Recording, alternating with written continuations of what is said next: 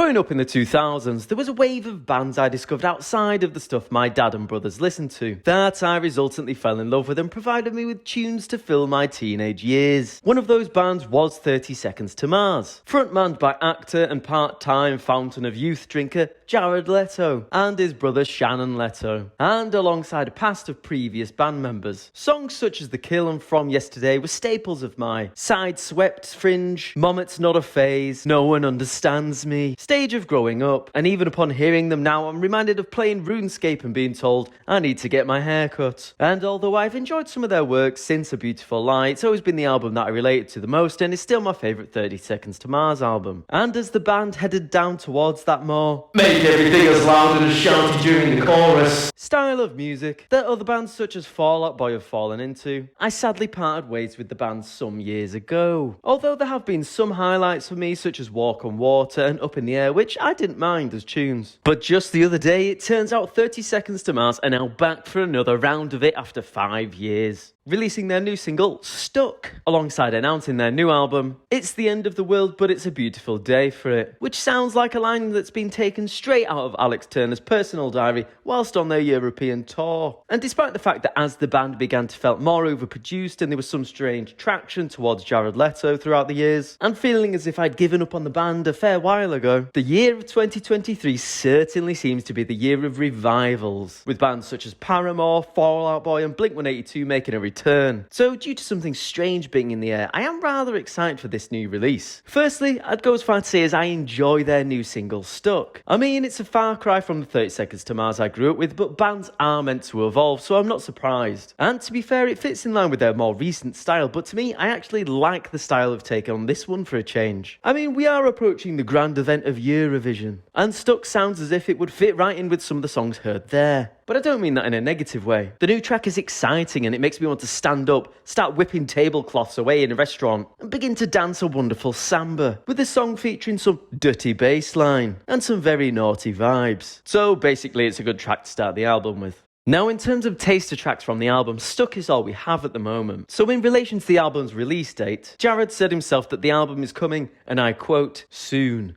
Very, very soon. Which was all whispered in an eerie way that made me want to scream. It's moment. But just how soon is now? Well, apparently soon is 126 days away on the 15th of September this year. Now, although that is fairly close, it's not very, very soon by my standards. But still, at least there's a specific date for when we get to hear the album. And to be fair, this is the first I've heard of it, so 4 months of build-up should be enough to get me pretty hyped for it. Provided the following singles are as enjoyable as Stuck, and in terms of details for the new record, that's still all we kind of have to go off right now. And well, I'm not really sure why I'm excited for this project, as although I used to like the band as I've previously stated, I've not really been on top or excited by their more recent releases. Maybe it's Jared's strange whispering of, it's soon. Or maybe it's the Eurovision-based samba of Stuck that got me. But I'm actually fairly excited to see what 30 Seconds to Mars will bring on this new album. And I'm excited to hear any new releases they're going to give off the album as well. So go ahead and give their new single Stuck a listen and let me know what you think. Or any thoughts you have on 30 Seconds to Mars past or upcoming projects.